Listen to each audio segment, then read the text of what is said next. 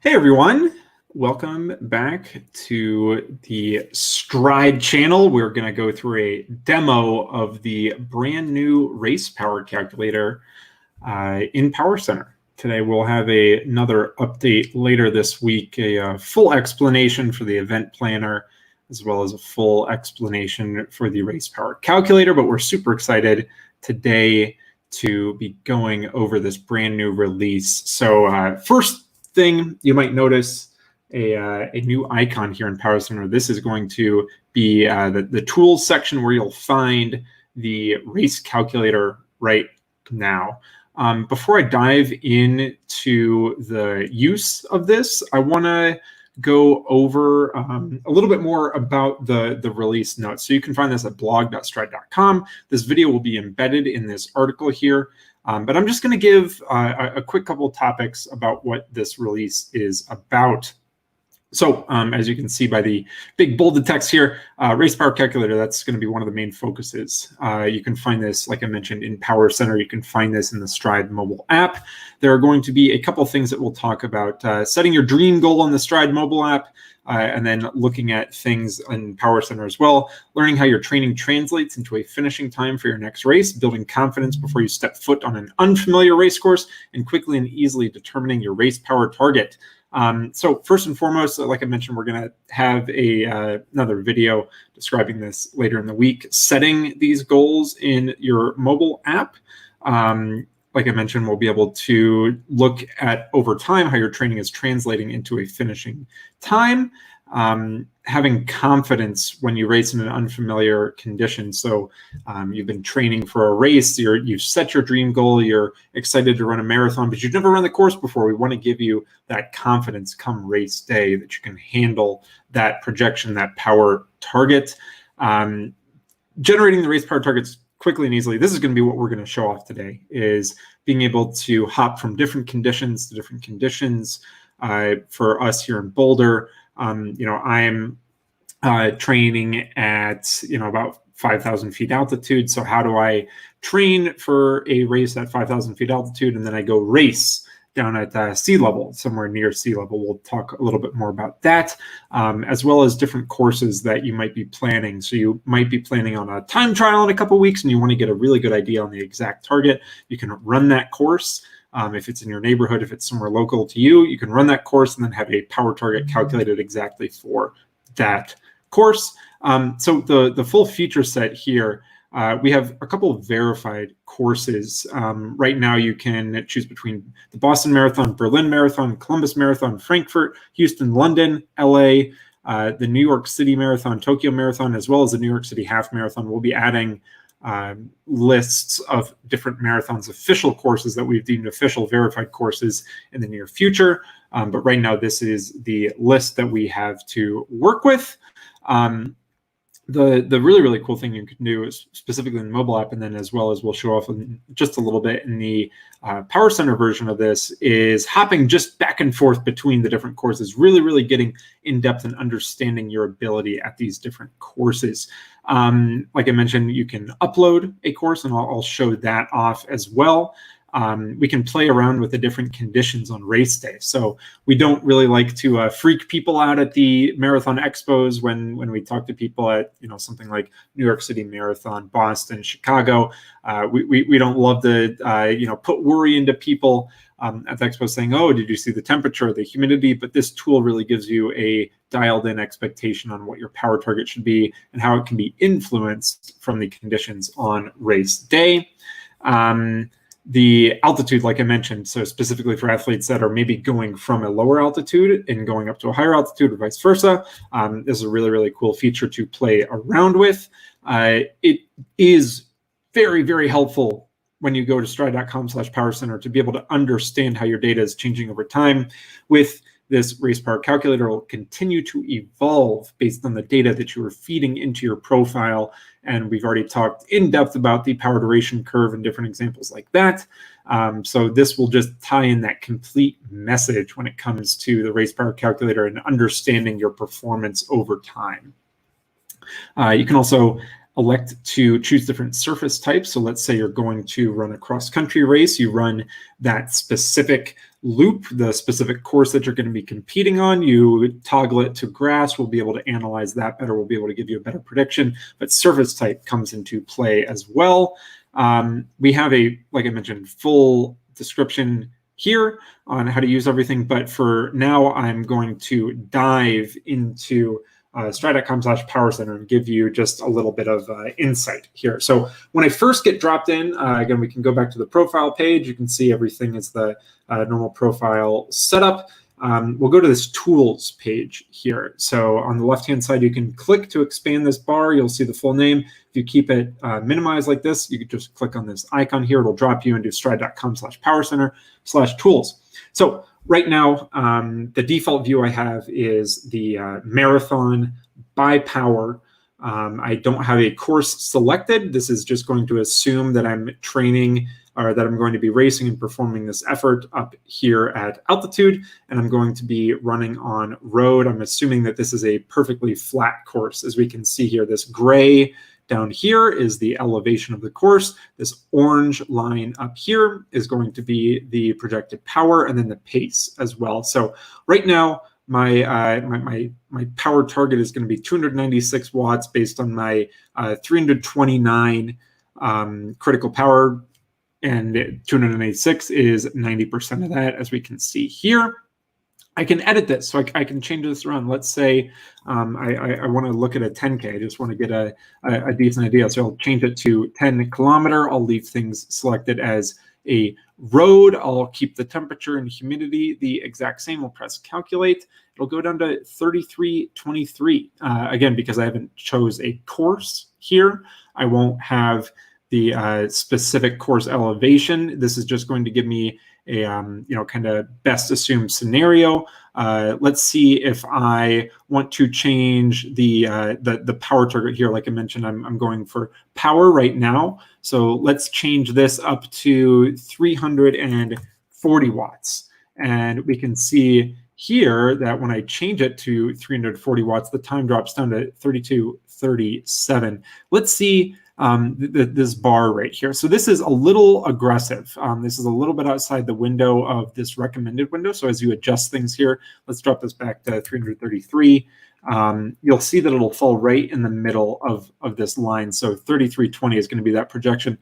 Let's say I'm thinking that I'm not super fit right now. I'm not necessarily believing the projection. What if I change it all the way down to 315? Well, we can see immediately it says, oh, I should use the suggestion. I've dropped way out of this bar. So based on all the data that I fed the Stride system I've been running with Stride, it is a little bit too low for what Stride thinks I can actually do. If I ran 315 watts, this would be closer to 36 minutes. So this is 35:23 for 10 kilometers. If I click use suggested, it pops me right back to 333 watts, a nice round number there. I can go in and edit things, so I can change the surface to a track, and we'll see that the time stays right about the same. Drops a couple seconds here. Let's say I want to change it to a trail.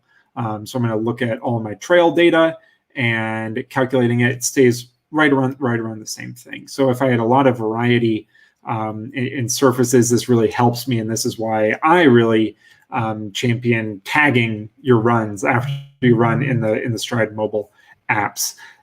Let's change this back to road here, and let me change the temperature and the elevation, the humidity, just see how things kind of move around. So this is one of the things that I really love about this feature, is giving me the ability to move things around and be able to see how the differences are impacted in my own running based on the environmental conditions. So let's say I want to go back to my home state of Ohio. It's about 700 feet.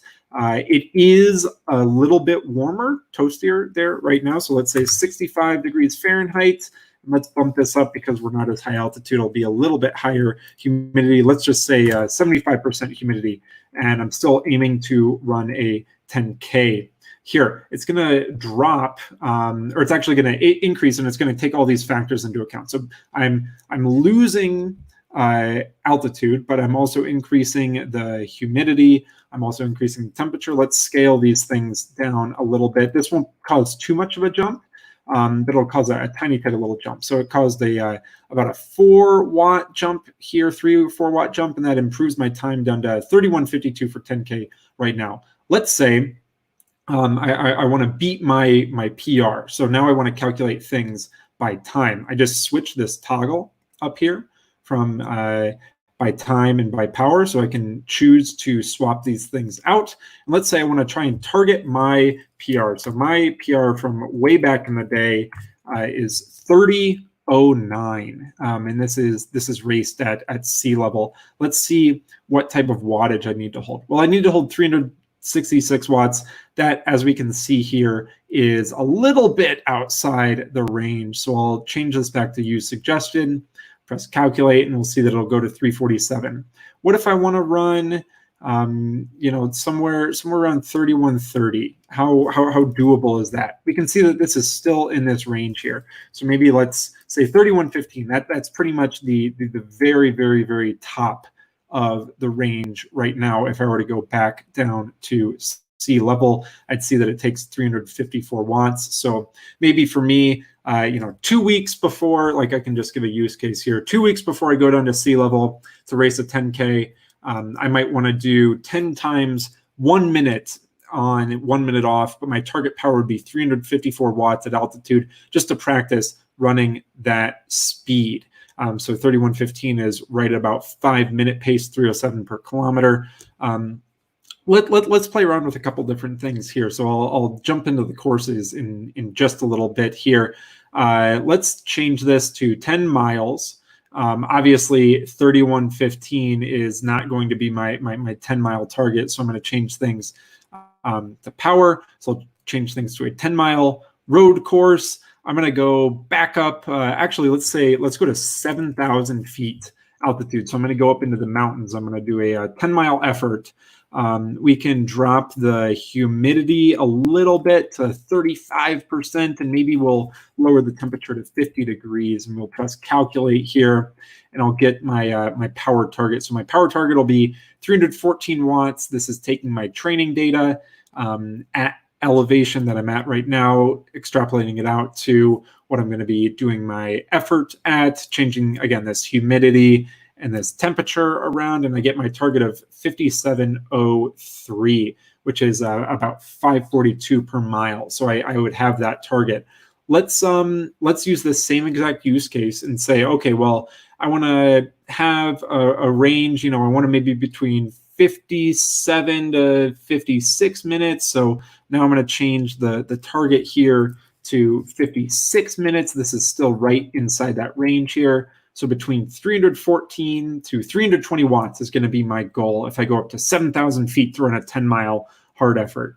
The main point of me going through these examples is just to show the power, the speed, the quickness that you can have interacting with your data, and just the sheer amount of kind of manipulation that you can give to all these sort of data sets. So now let's say I want to go back to 700 feet. I want to look at this 10 miles. So if we remember that my power target at 7,000 feet altitude was 314 to 320 watts. Now I'm going to go back down to 700 feet altitude, and all of a sudden now I have 337 watts as my target. Quite a bit faster, just because I am not sucking air way up in the mountains. So really, really, really, really cool here to be able to just play around with things. I want to jump into this next point here, and this is the courses. So I'm going to look at verified courses. And like I mentioned, we have Berlin, Boston, Columbus, Frankfurt, Houston, London, LA, New York City half, New York City full marathon, and Tokyo marathon. So I'm going to choose my home course of the Columbus Marathon, and I'm going to load this in here. It's going to automatically lock to 26.2 miles. It's going to lock the road surface because the course is run on the road. It's going to lock the racing at surface because this is set.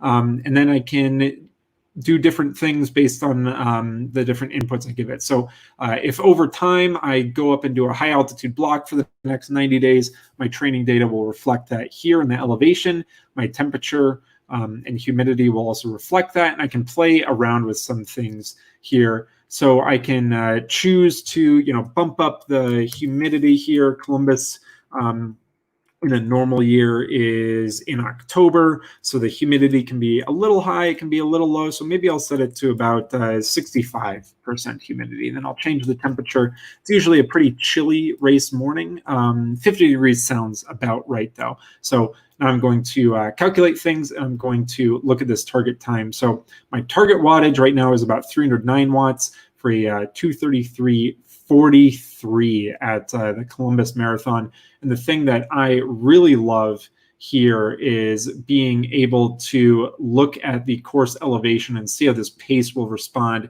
if I hold power very, very, very similar. So if I'm looking at this data exactly, I can see that we start out, we run up a little bit of a hill, we roll a tiny bit through the first about 10 miles all the way up to this point.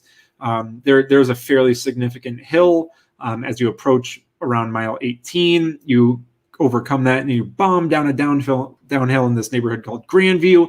I've run the race a couple times, so this is very, very memorable to me. And then you finish with a fairly flat finish into a nice downhill at the end. But we see how the pace responds to the hill, but if we assume that we're keeping power as even and as steady as we possibly can, the pace is going to respond in a certain way due to the elevation of the course. Let's then say, okay, I'm going to shoot for the fastest possible course that I can go for right now. A pretty typical fast course that we have verified is the Berlin Marathon. So Berlin is where the world record was run a couple of years ago. So we can look for a little bit faster time there. My target time based on my data, we're going to about 150 feet above sea level. Again, we're keeping the same training considerations. Berlin, pretty nice weather typically. I'll keep the weather the same just to keep everything pretty even. But 232.10 in the marathon right now at 311 watts. This is going to be my power target. Let's say I want to get greedy and I want to say, all right, under 230 is my goal. So I'll say 229.59. We can see it's right in this right in this bar here. We can see it's just in that green bar, which means, it's within that suggestible realm. Now let's say I want to make it 229 flat. That just starts to go into that little bit outside of our suggestion there. We can see that the power target will now change from 311 watts up to 318 watts. We can see how that pace, again, reflects the overall course there. And I can switch it easily back to use suggested. So as I'm prepping for the marathon in the last couple of weeks, let's say I have 3 times 3 mile repeats at marathon power, then I'll know that my target should be between 310 and 320 watts. Really, if I want to get even a little bit closer, 311 and 318 watts, 319 watts will be my range there. So really, really cool to play around with. Let's look at a couple other courses because this was such a fun thing. Let's say I have 3 courses that I'm kind of jumping around between. Berlin, Columbus, Boston. It remembers my recent courses. So if I'm kind of comparing stuff, I can hop between them. Let's go to the historic Boston Marathon and just see how I would fare there right now. So a little bit slower at Boston. I got a nice bump in speed, at least from the downhills. So provided I manage my target, we have a great Stride for the Love of Running webinar series on specifically the Boston course. For me, I'd be able to run pretty well at Boston if I keep my power target in check. I remember all the key points that I have about running the Boston Marathon, not going out above my target, not getting out of my groove, staying in that patient zone all the way up until just past halfway, and being able to negotiate those hills. I can have a great opportunity for a strong finish. Let's say that Boston ends up being really, really warm. So it's 85 degrees and let's just say 85% humidity here. We can see how things potentially might change. So now it's telling me 244 is my target time and 291 is my target power. Now let's say we get a little break in the humidity here. It changes to 50% humidity. We'll see how this affects the target time and the target power. Drops by about 5 minutes, and then let's say again, we bring things back into more realistic, normal considerations, 55 degrees Fahrenheit. My time drops from, my projection top drops from 239 down to 232.45, back in that optimum scenario there. So really, really, really cool to be able to dive in to this specific type of calculation. And like I mentioned on Power Center, we have a couple verified courses right now.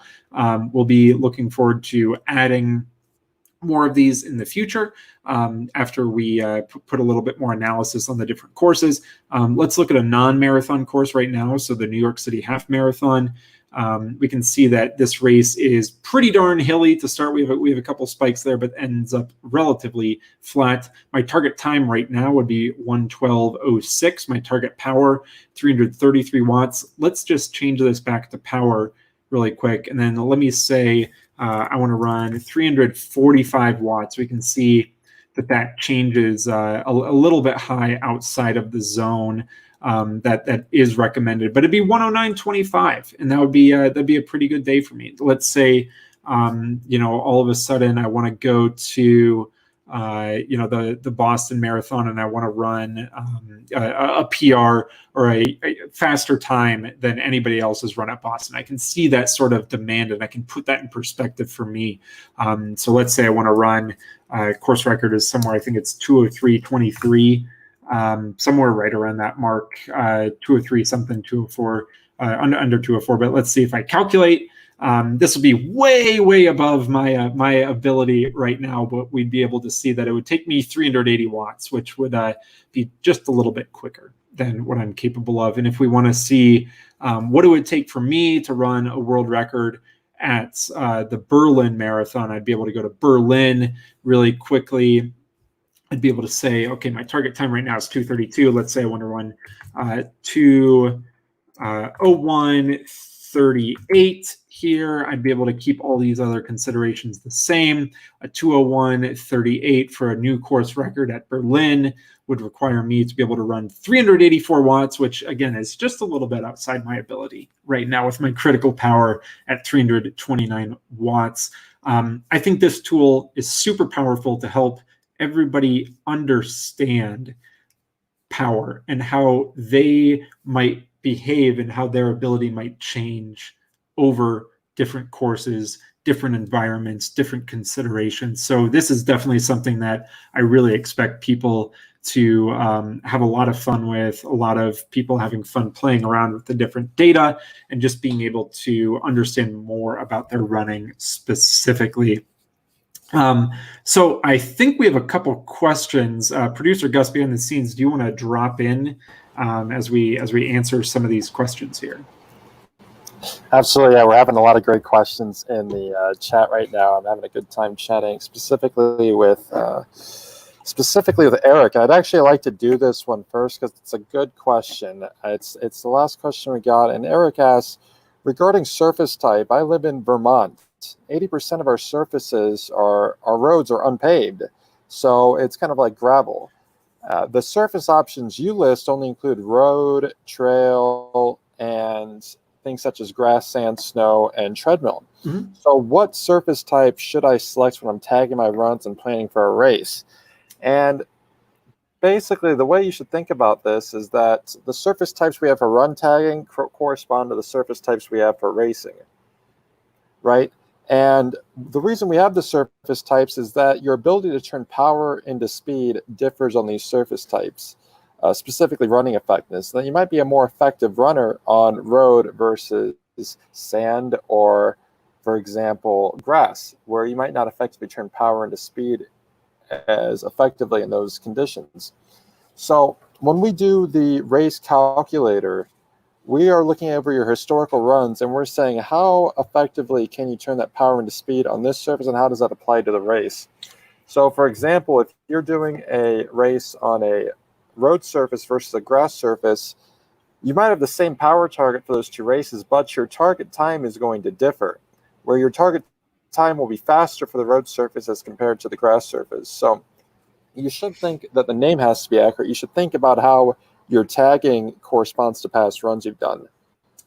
So if you always tag those surfaces as trail surfaces and the race you're going to do is similar to that surface, then you should also use the trail surface for the race. So think about it in terms of how the surface feels, not about what the surface is. That's absolutely. That's how I classify it. One, we can kind of relate to this out here in Colorado. We have a lot of dirt roads. So we have a lot of unpaved roads. For me, in particular, those are roads that I can run faster on than just normal trails. So I'll include trails as, crushed stone that I might not be doing workouts on. It's a very soft surface. I'm not really producing that speed that's necessary. But when it comes to race speeds, I do try and get on a track. I do try and get on the tarmac or the asphalt, and stuff like that. So we definitely understand that sort of consideration. But I would say the tagging is definitely the most important for just making sure that you're keeping everything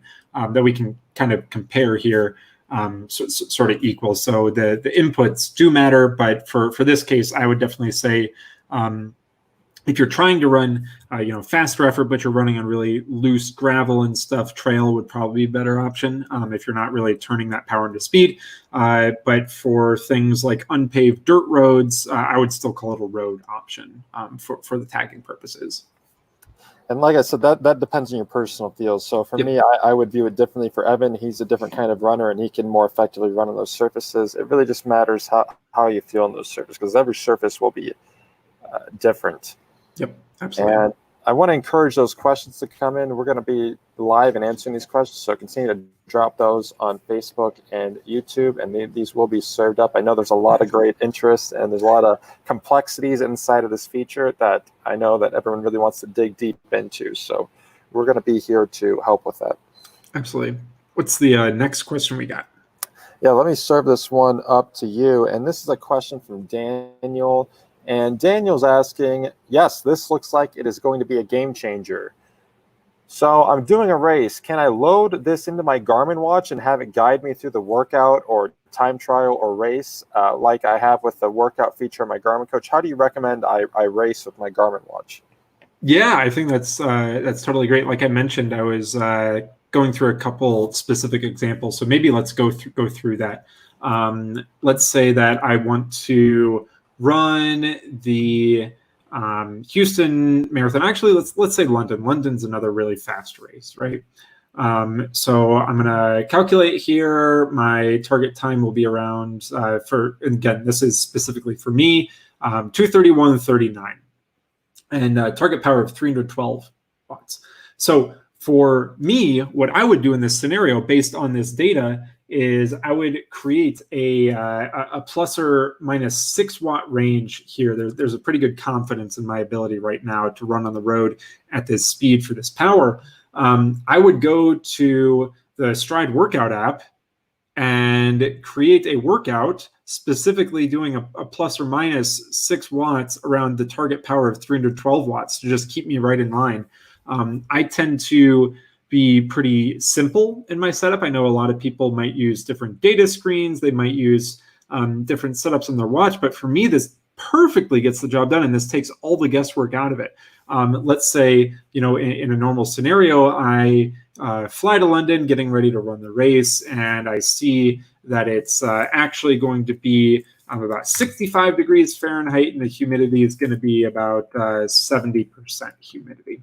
And I check this the morning of the race. This is the projection. So all I do is I simply I adjust this either in the Stride mobile app or I go to stride.com/power center the morning of the race, and I get this last minute kind of dialed in power target. And then I just set plus or minus 7 watts at 309 watts.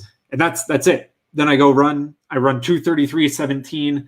I celebrate, I post on Instagram, I get a lot of congrats from friends and stuff. So that's the scenario that I see here, specifically for Garmin Watch. The Garmin workout app for the Stride workout app on Garmin, I think is a great setup to help you run your best on race day. But this works seamlessly with it to give you that, really informed, high amount of information going into the consideration for your power target here. So I think that is a great setup. Gus, I don't know if you have any other sort of strategies you might recommend for Garmin Watch, including this race power target.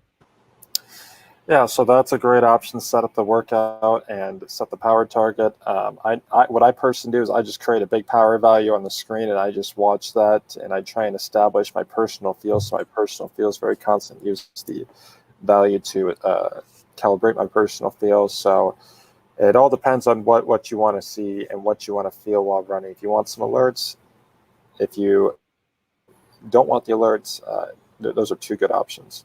Yeah, absolutely. What other questions do we have? So here's a comment from Niels, and I think this is kind of a question, but we can answer it like a question. Sure. So Niels asks, this is a superb feature.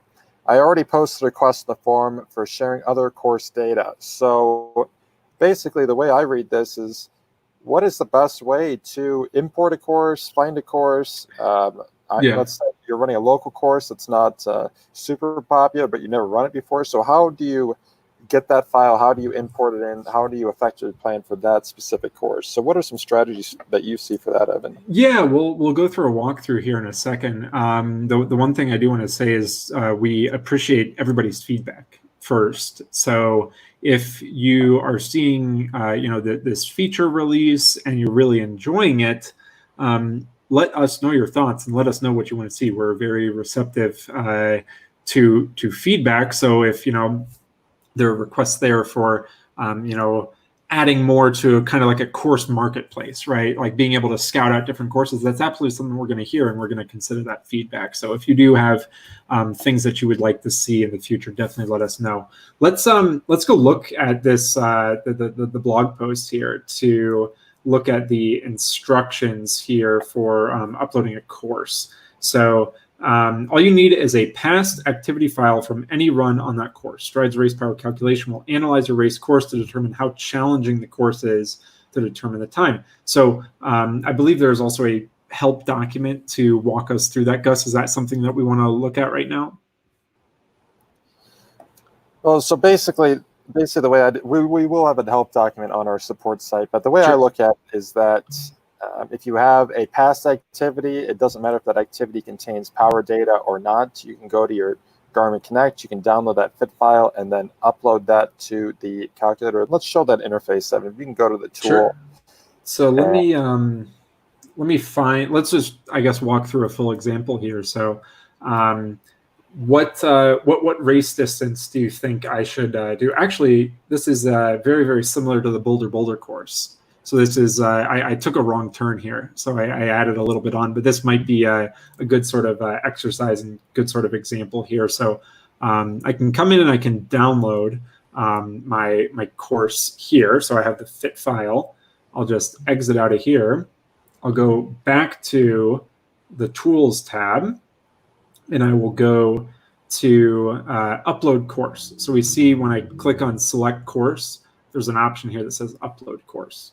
And so I will press. I can drag this in here, right? Or do I have to press? Yeah, let's try to drag. That should. Boom! Look at that. How easy was that? So it's loading the course here. 6.4 miles. Shows my full map here, just so I get confirmation, right? Make sure I didn't accidentally upload the wrong fit file. So let's say Boulder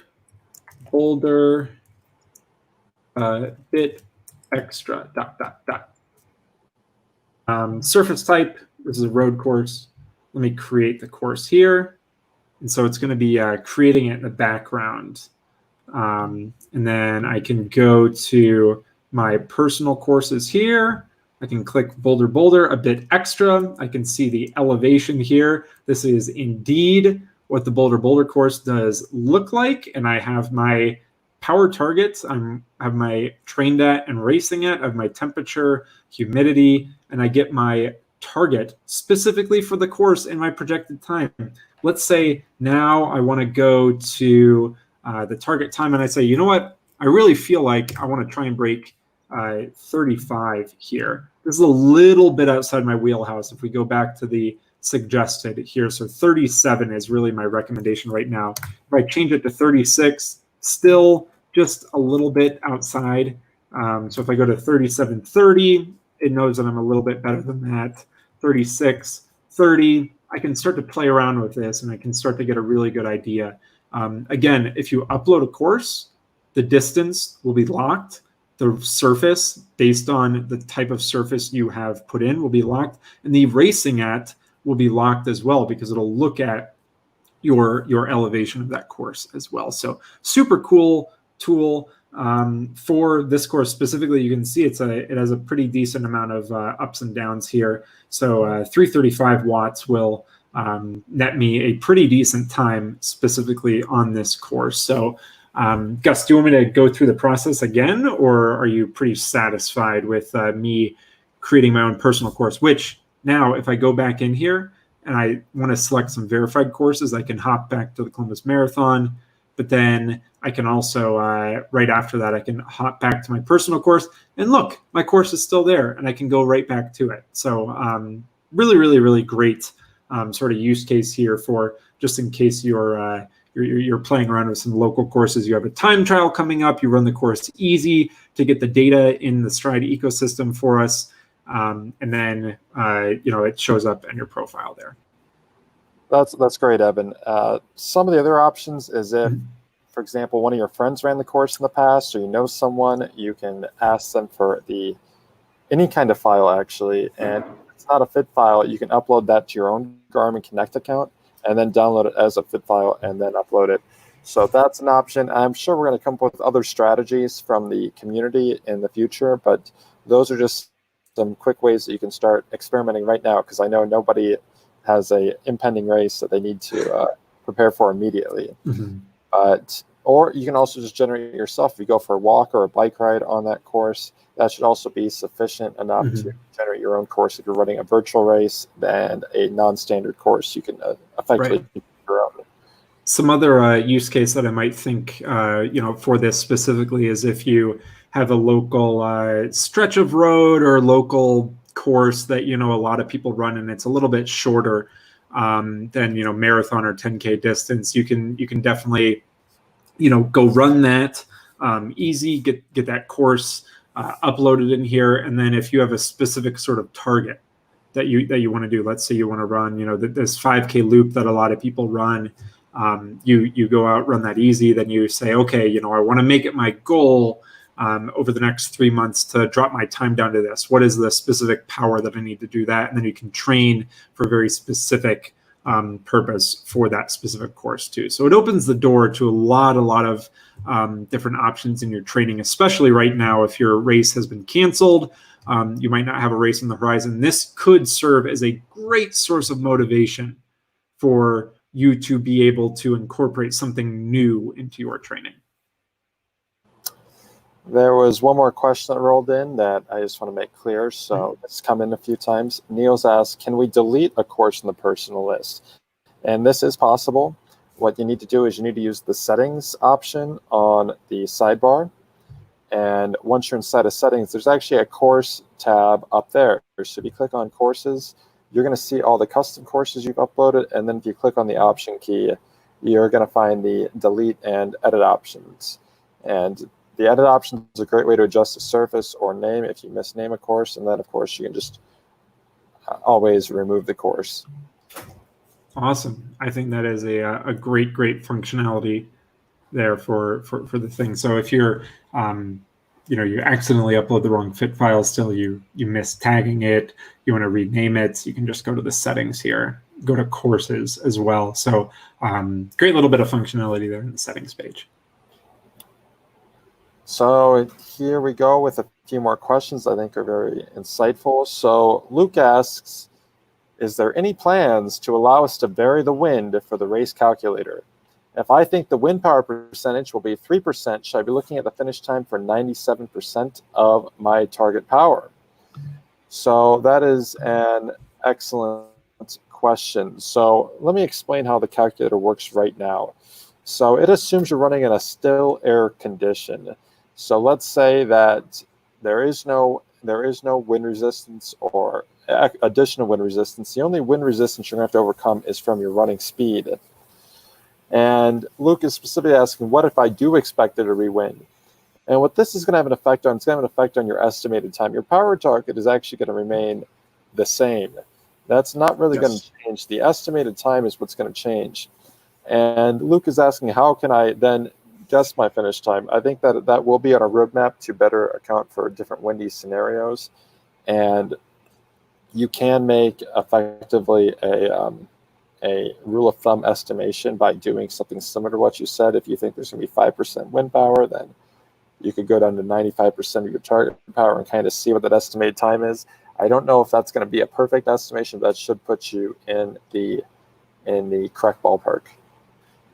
Yeah, absolutely. So, like we said a little bit earlier too, this is the first really exciting iteration and release of this feature, and we are so excited to keep adding more to it. It's at a great point right now to get it out to a lot of people, to keep adding data to keep playing around with, to give us feedback on what you'd like to see.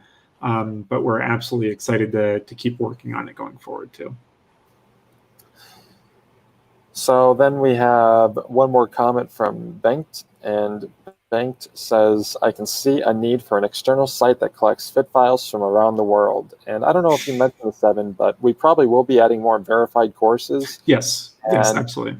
I think there is a big opportunity to, I mean, there's thousands and thousands of races. We're not going to have thousands and thousands of courses, but I do see there is an opportunity to open up some sharing. I don't know how we're going to do that, but I imagine it's going to be community driven. I imagine you're going to see the Facebook page, the forum, and I think that will be something that is going to be a lot of fun for people to see how they would perform on different race courses across the world.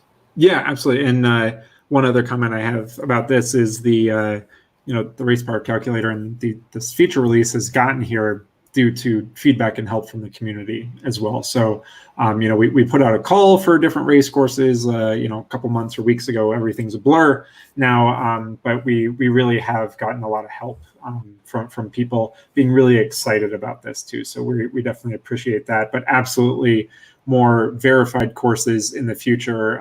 We'll continue to add to this sort of system and keep adding more features to this specifically. I think that wraps up all the questions for now. Cool. If anyone wants to get started with the race power calculator and does not have Stride yet, you should head over to store.stride.com because we do have Strides available. You can start collecting information, start building your critical power, start building your profile, so then you can use the race power calculator tool so you can start setting your dream performance for when racing has a widespread return. Absolutely, and you can be prepared to return right to the race course, know everything about your training, know exactly what you're targeting, no more guessing. So I think that wraps it up for today, Gus, unless we have anything else.